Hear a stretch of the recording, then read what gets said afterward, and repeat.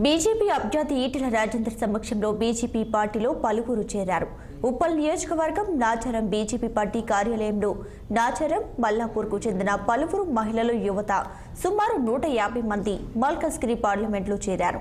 వీరికి ఈటెల రాజేందర్ కండువలు కప్పి పార్టీలోకి సాదరంగా స్వాగతం పలికారు.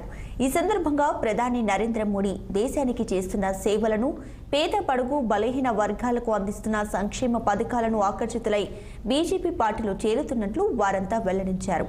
అనంతరం ఈటెల రాజేందర్ మాట్లాడుతూ తెలంగాణ రాష్ట్రంలో ఉద్యమకారులకు బీజేపీ పార్టీ పెద్దపీట వేస్తుందని, ఉద్యమకారులంతా టీఆర్ఎస్, కాంగ్రెస్ ని వదిలి బీజేపీ పార్టీలో చేరుతున్నారన్నారు.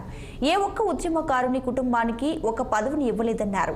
తెలంగాణ స్వరాష్ట్రం కొరకు జీవితాన్ని త్యాగం చేసిన వారిని పక్కన పెట్టి ఉద్యమ ద్రోహులను కేసీఆర్ పక్కన పెట్టుకున్నాడన్నారు.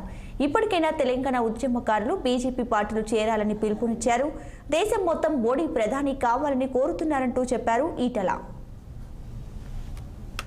వాళ్ళంతలో వాళ్ళు రేవంత్ రెడ్డి మాటలు విని ఓట్లేలే, రేవంత్ రెడ్డి స్కీములు చూసి ఓట్లేలే, రేవంత్ రెడ్డి చరిత్రను చూసి ఓట్లేలే, కేవలం కేసీఆర్ నిలగొట్టాలనుకుంటే ఆ కసి రేవంత్ రెడ్డి గారిని గెలిపించింది. ఈ 4 నెలలకు అర్థమైంది ఏంటంటే, మొన్నటిదాకా నాకు ఓట్లేసిన జనం ఇవాళ ఎందుకు ఓట్లేయలేకపోతుంది అంటే అది మీది కాదు అని అర్థమైపోతున్నారు. తన కాళ్ల కింద భూమి కదిలిపోతుంది కాబట్టే డెస్పరేషన్ లో భారతీయ జనతా పార్టీ మీద ఇలా దుర్మార్గమైనటువంటి ఆరోపణలు చేస్తా ఉన్నాడు.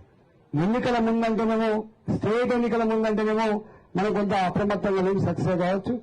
పేడ్ ఆర్టికల్స్ లో డబ్బులు ఖర్చు పెట్టి మీడియాలో ప్రచారం చేసుకుంటా, పేపర్లలో ప్రచారం చేసుకుంటా ఇవాళ మళ్లీ గోల్మాల్ చేసే ప్రయత్నం చేస్తా ఉన్నాడు రేవంత్ రెడ్డి గారు. కానీ ఈ దఫా అది చెల్లదు కాక చెల్లదు.